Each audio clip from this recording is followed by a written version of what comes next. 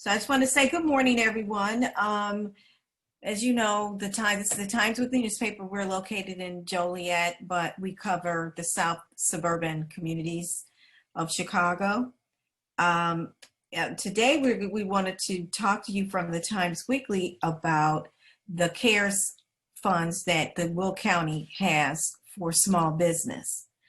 And we thought it was a good idea. We've written the stories on it in the newspaper, but we thought it'd be a good idea to also do this because this can get linked to other people's Facebooks. And this is part of what we do at the Times Weekly now. Of course, we're all in the digital age, so we want to make sure that people are aware of it and that they will be able to take advantage of it.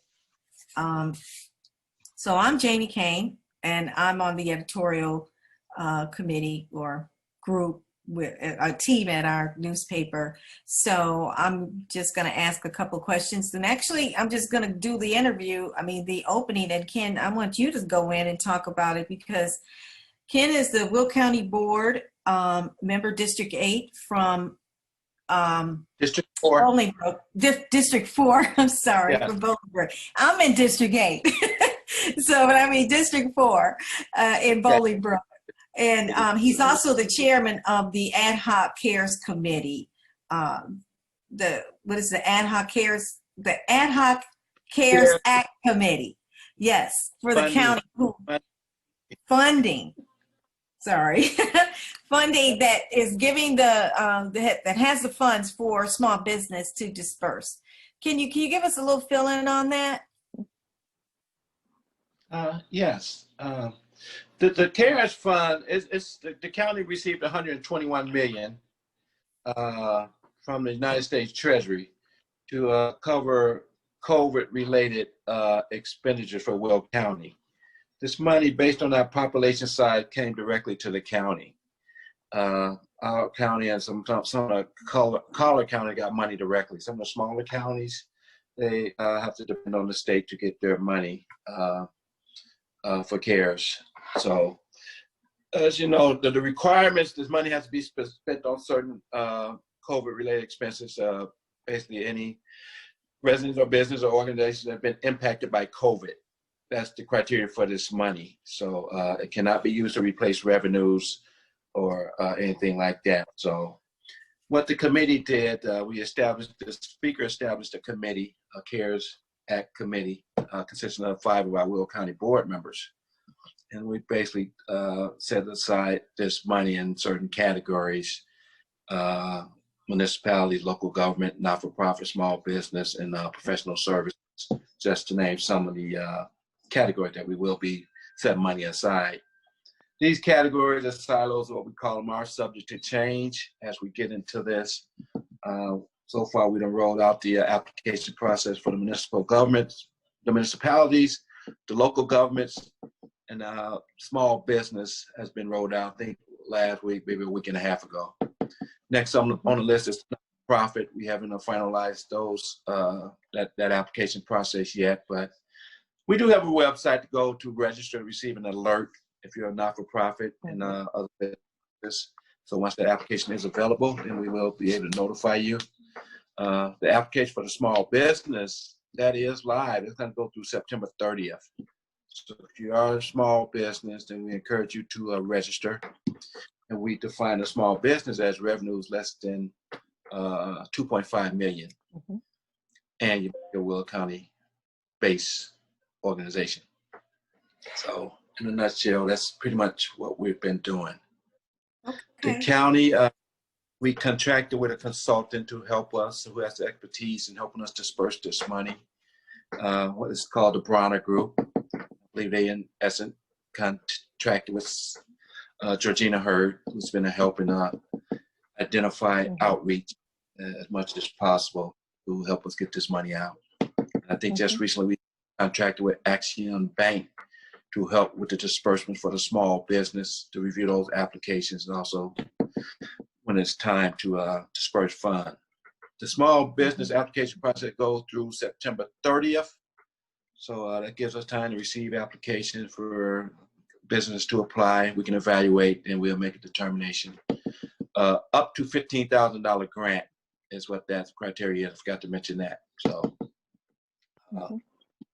So that's, Georgina, oh, I didn't know if you were finished yet, Kim. Go ahead. I'm done. We probably think of some more as we talk. Yeah, that's fine. I wanted Georgina to jump in because she's, as you said, she's a consultant and with the Bronner Group.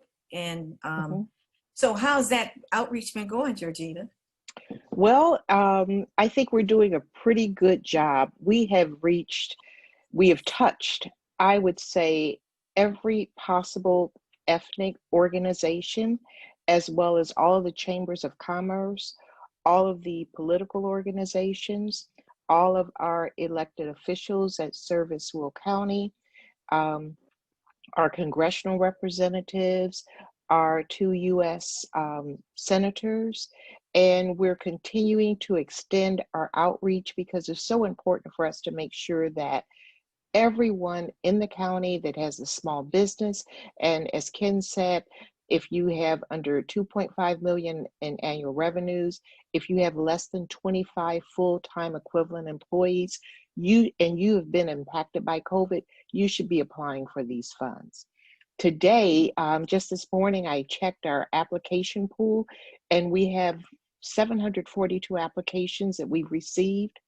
When we do the math in terms of the 24.1 million that has been allocated by Will County for the small business program, we're looking at approximately 1,600 businesses that could be receiving up to 15,000 each for this initiative. And we continue to do more outreach. And I just want to thank you and the Times Weekly for allowing us to continue to spread the word to our small businesses. And also, I want our viewers and listeners to recognize that you can have a brick and mortar business located in Will County. You can have a home-based business where you work outside of your home.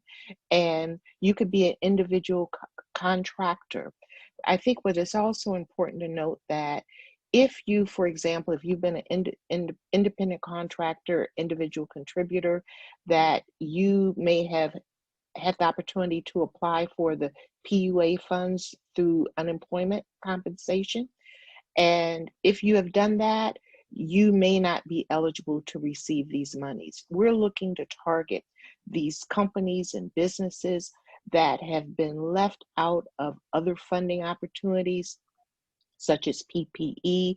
Some cities and municipalities have also had their own programs, but our focus is to really reach out and touch and support those businesses that have been impacted by COVID.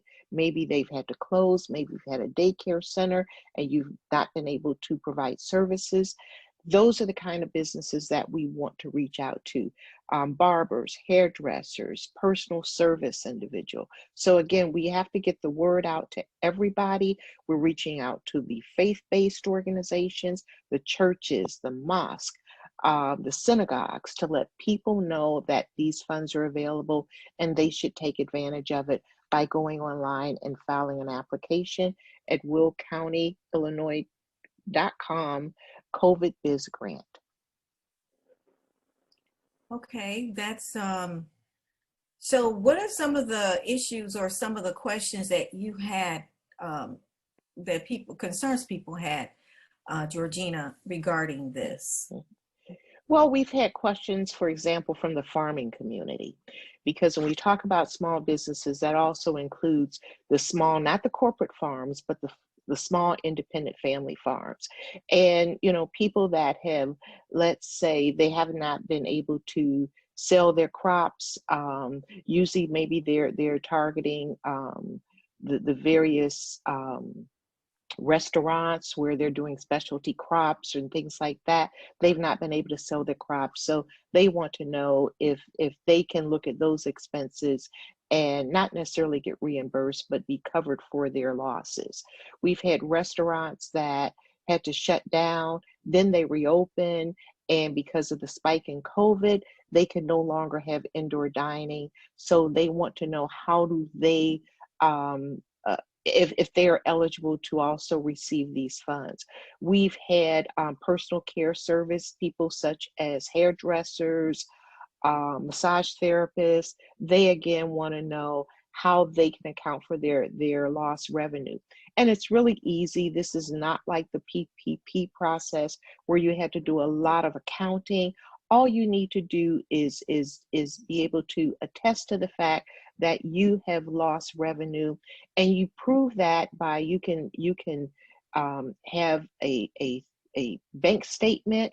Let's say if you have a bank statement from 2019 that shows that you were taking in X amount of dollars, and now a year later after COVID, you demonstrate your loss. Maybe because of the nature of your business, you've been able to do accurate profit and loss statements. That's another way. We had a question from an individual who said that they open up their business in January, which again, you're eligible to apply for these funds because you need to have been in business before February 15th. So they open up their business in January.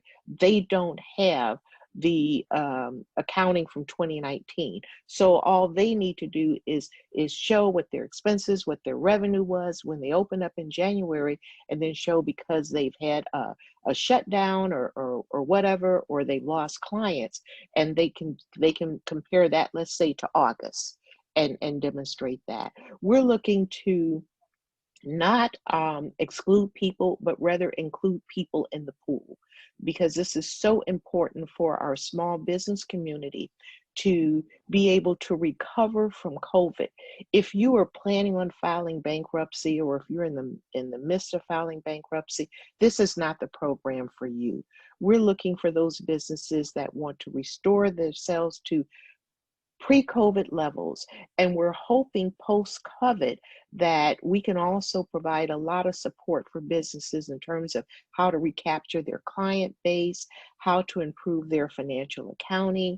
So if and when the federal government makes a determination that they want to release additional funds for similar situated businesses, that these companies are already queued up to have the paperwork that's required so that they can take advantage of any new opportunities. And also, this is an opportunity, we look at COVID as an opportunity to kind of reset, rethink how we've done business in the past, and take this as an opportunity to kind of redevelop our new business initiatives, new strategies for how to not just get clients, but how to retain them. So is there no opportunity for someone who's had the PPP program, just in case, there are some people who are interested, because, those programs have, gone away, although they do say in this new bill that they're looking at passing through the Senate, there is some extended PPP funds, but I don't know, that hasn't passed. So I don't know. Right, I understand that bill, as of I think yesterday or the day before, was dead. And there's a thought that there will not be any new legislation proposed or passed before the election. So, which, technically may mean before the end of the year. But again, we aren't looking to exclude people. We have a priority for applications. And the first priority is for those individuals that were forced to close. And then the last one, there are 4 different categories. And the last one, the fourth, is inclusive of everyone.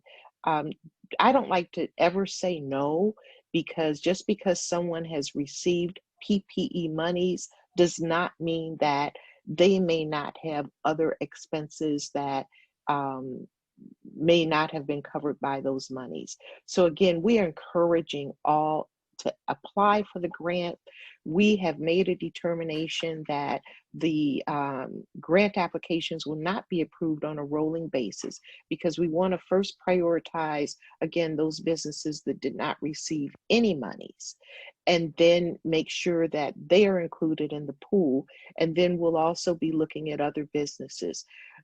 Because you have to upload documents with your applications, we've got some individuals who've asked the question, well, gee, I didn't get my bank statements yet, or I can't find my tax return from the previous year and I'm still looking for it. So what we're doing is saying, if you have completed your application, you've uploaded it, but you're missing documents, We will be getting back to you after September 28th to say, you're missing documents, so please resubmit the information so that we can make a determination for you. Our concern was that if we did it on a rolling basis, which the PPP program was, how that was handled, that you have everyone who comes in at the beginning. Let's say today we have 742 applications. They come in at the beginning and they get the funds, assuming they're all eligible and they submit their appropriate paperwork. And then that one business that really suffered from COVID is now being told all the funds have been exhausted. So that's the purpose of having this one application process, reviewing based on the priorities that have been determined, and then those grants, assuming that the individuals that are applied have met all of the eligibility requirements, then they will receive their notification in early October, and then we'll be looking at those others. I like the fairness aspect of the way that you're going about that. I think that's a good thing. Just very quickly, either Ken or Georgina can weigh in. I'm curious, is there a deadline that the county has that they have to get this money out by, or they'll have to return it or something like that? Or are there stipulations as to when all the money has to be dispersed by? We're working under a December 30th deadline. We don't know if the feds will extend that, but when you're applying for the funds, you really have to project out what your losses are going to be through December 30th.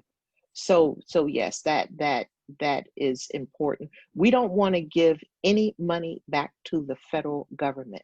Will County has a tremendous need. We don't want to give a penny back to the federal government at this point. Well, I really hear at you, no kid. point. Really at no point. Tamika has joined us, and so has Isabel, just to let everyone know. So, So let's hear from Sorry, I was late. Isabel. Yeah. Hi, good morning. Sorry, I was late. Good morning. Oh, there you are. And,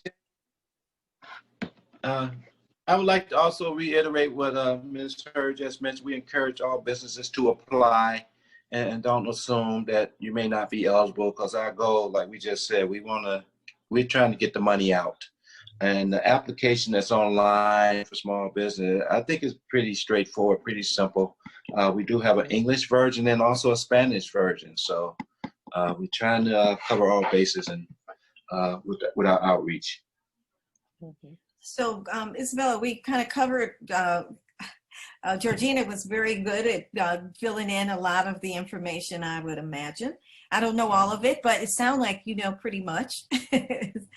So what I want to know is, okay, so moving forward, now Isabella, you are the Director of Operations for Exion, and that's the consulting firm hired by the county to, it's a bank, you said, right, Ken? I think he said it's a bank. You're a bank? No, we're not a bank. We're a Oh. nonprofit. We're a nonprofit organization. We are a microlender. We focus on capital coaching and connection. So we do small business loans, but we are nonprofit. So we don't make any money from the loans we make. Okay, so you help the county, you're helping them on how to disperse the funds, or the right way to do it. Yeah, so once everything happened, and since March, we've been doing a lot of administering of grant programs. Even though we've generally been focused on loans, we quickly transitioned into doing and administering grant programs. We've worked with the city of Chicago, county, state, and now are working also with Will County. Okay, so in terms of the distribution of the funds, Georgina was saying, you of course are want everybody to apply who's a small business, even if you can at least be assessed, even if you don't think you might get the funds. So can you tell us when the money would be dispersed once people are approved, and when the approval will begin? I think you said after the 28th, maybe. Was that it, Georgina? I thought. I'm not sure. Yeah, we were looking at mid-October, but go ahead, Isabel. Yeah. Yeah, so it would happen in mid-October once the application period ends. So we don't review anything until that happens because it's based on a lottery system. So even if to allow for smaller businesses who need more time to gather the documentation, all the required documents, have the same chance as larger businesses that have an accountant who can immediately have all that documentation ready. So to create a more equal playing field, we do a lottery after the application period closes, and then we review all the applications in order until we've basically allocated all the funds we have, and then we would proceed to funding. And hopefully, yes, mid-October. So you're So basically what, waiting till after the deadline to make sure you get everybody, so you're able to look at everyone then, yeah? Yeah, And for receiving the applications, which again is September 30th, is that it? 28th. 28th. Mhm. Yeah, so far, yeah, we've been just collecting those applications, and we've had applications consistently coming every day, but we're not so reviewing them yet. So one other question I have is, how are you going to do a follow-up to ensure or see how the people have used the funds? How are you going to track that? What we're looking into is doing a survey, post-assessment survey to those businesses that have received the funds. We want to know if how they've been helped by receiving these funds, if they're in the process of restoring their business to pre-COVID levels, if they have any thoughts about how to move forward or whatever. And then what we again are looking into doing, I think I mentioned, we're more or less like financial planning workshops so that we can assist these businesses going forward. And the bottom line is that all small businesses need that, regardless of whether there's a COVID pandemic or an economic downturn based on a lot of different reasons, a disaster such as a tornado or something. Everyone needs this kind of support so they can continue to grow and move forward.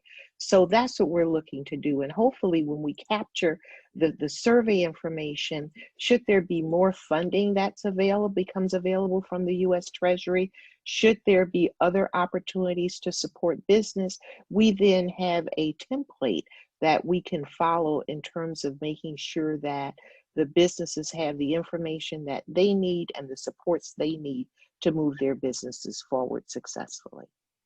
So I know what that saying, you're Rex, let me hold on one second. I want to follow up on that real quick.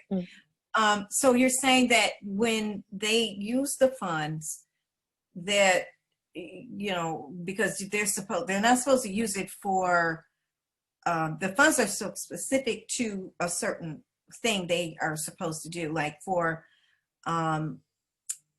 expenses. Is that what it is, for bills? Yes, but there's not a reimbursement process for this.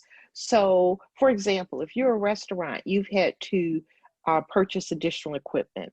Maybe you've had to retrofit your air conditioning system with HEPA filters. Maybe you've had to supply PPE equipment for your employees. I'm sure you've seen some restaurants. I was just in Mandy's on Sunday, and in Bolingbrook, and they had to put up the plexiglass to separate the customer. They had to change the line because they can no longer serve people inside, so they had to change the queue process to get customers through. You go to a grocery store and you see some of them have put up plexiglass, or they've had signage on the floor to direct traffic in and out. So there are a lot of things that people can do. Maybe they've incurred additional expenses, including they've had to pay hazard pay. They've had to hire additional help. They've had to pay someone to come in and sterilize their building, their offices. The restaurants need to now do that on a daily basis. In terms, if you're a daycare center, you've had to adjust. Let's say you're not even a daycare center, but you provide daycare in your home. You've had to adjust your nap space and all that kind of stuff. So we are not asking for people to submit receipts.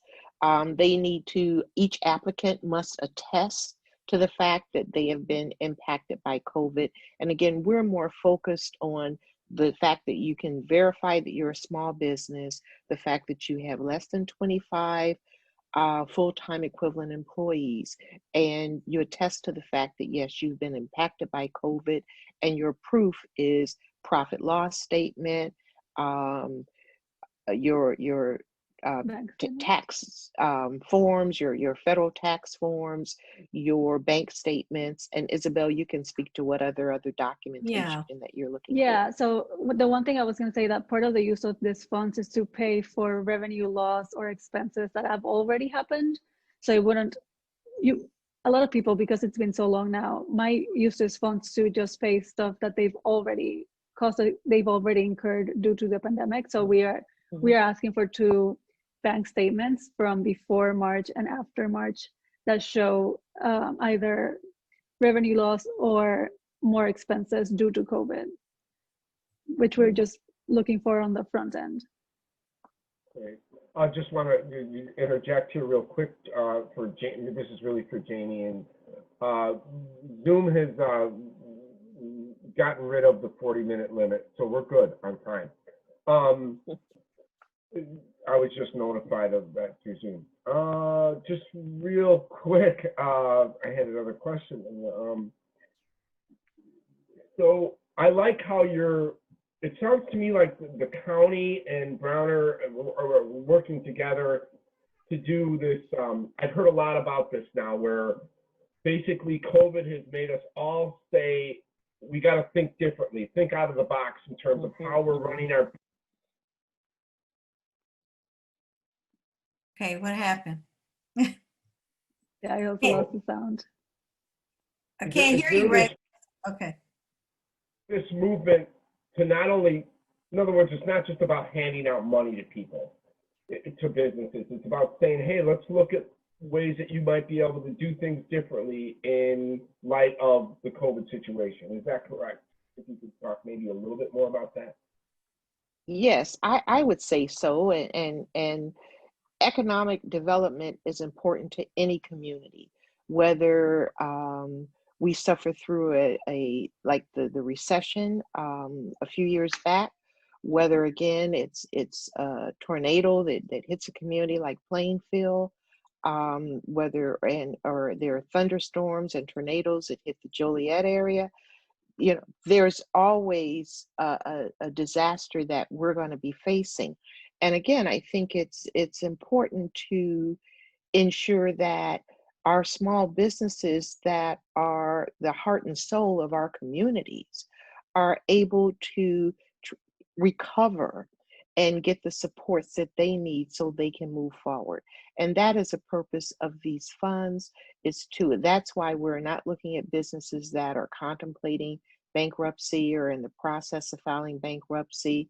It's unfortunate that so many businesses, including restaurants, have shuttered their doors.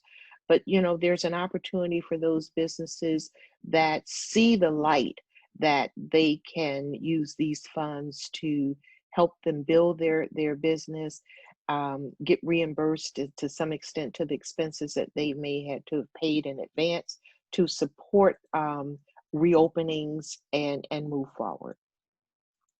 Okay, that's Isabella, do you have anything else that you think is important that our viewers can learn about? We're going to be posting this in many of the business websites, small business websites, the African American business websites that are locally here within the county and the area. So do you have something else you can add that would help them to have a better understanding? And so it's going to be a very businesses that'll be watching. So I think related to the question before, one of the things we at Acción also provide is coaching. So helping businesses deal with the current situation is a lot of the things we do so we can help businesses both apply to this grant, but also work out how they're going to manage their own business and change how they currently work to address everything that's happening. And what I would say about the application itself, it's relatively simple, but we also have a link to a question form. So if anybody is applying and they have any question on if documentation qualifies or not, that feel free to reach out to us at Axiom, and we will help them figure out the exact documentation they need so they get approved in the case they are selected for the grant and they don't miss the opportunity for submitting an incorrect document or something like that. So do you have an email for that you know people can do that, or? Yes, there's a question. Sorry, there's a question form link that I'll email you because it's on the website. Yeah. Okay. So when they go to the website, they'll be able to see that. Okay. Mm-hmm. So we're going to wrap it up now. Do you have another question, Rex? No, I was just going to say if you would like me to share the website, but I think maybe we should give it one more time for the CARES Act. Ken or Georgina or. It's willcountyillinois.com/COVID-biz grant. Okay, and we'll share that when we share this as well. But Mm-hmm. just they can also just find that on the Will County. Isn't it more simply Will County CARES Act? I want to say there's something else. That's within WillCountyBoard.com. that. Will County Board. There's a link to get to the application. Okay, so they can go to willcountyboard.com. Yes. Ken, do you have anything else you want to add, being, you know, the chairman and all of the whole thing? You've done a great job at getting this thing going and getting things done. So we want to congratulate you on that. And, you know, you're doing some good things in this county. Yeah, like I tell my sons, I enjoy spending money. So I think we've come a long way as a county, and from the time this money was given to us until we get to this point. So we're making progress as a county board, and also as a committee. So I'd like to thank all that's involved, consulting our staff from the county, our county executive, our county board, our committees, and even our residents for telling us what they need. So we're listening. I mean, just so much is needed. So we got a good task here to get money out to our residents in our county. That's good. So the community heard you when you said, you know, contact the county on all their needs. I'm sure you We get that anyway, though, but they don't like our responses. But you know, I don't mind. That's what we're here for. Yeah. All right. Yeah, I would just like to say that I've been so impressed with Will County, the county executive, Denise Winfrey, Ken Harris, of course, for his leadership with the ad hoc committee. This is not just a typical government program. It's so obvious when I talk to the county representatives that they have a passion for supporting the community. And I'll tell you, when I came into this process, I researched what was going on in other states, what was happening with COVID funds in other cities and counties, and the passion that I see coming out of Will County is a model for the country. So Ken, I just want to thank you for your leadership and how you've managed this whole process. And it's been a joy and a pleasure to work with you on this project. So thank you. You're welcome. Appreciate it. We appreciate you. All righty. Is that it, Rex? You have anything else you want to add? I just wanted to, again, I just really wanted to say that, you know, again, Ken, you know, it wasn't just in this position. It's because aren't you chairman of the finance committee for the Will County Board? Here, president of the Forest Preserve. I serve on the Public Works and Transportation Committee. So the ad hoc census committee. So and what's the next thing coming up from the committee's level? Like, do you have a meeting coming up that anything, you know, what's next on your agenda in terms of this situation? The next up is next Thursday. We have a committee meeting at 2:00. We're probably going to be discussing the not-for-profit and the food and shelter portion of this money. I'm not sure if we're going to have a decision yet, but I know the community is anxious to get that rolled out and also get an update of the money that's been allocated and approved and if any checks been dispersed. So, All right. Thank you so much, everyone, Right. for your time. Okay. And we're going to post this, and Georgina will be in touch. And thank you, Isabella, for coming in and giving us your, I'm sure it's going to be helpful. I may even call you soon. Sure. All right. Completely free. Thank you. All right. Thank you guys so much. Right, thank you. Thank you. No, thanks. Bye-bye. Bye.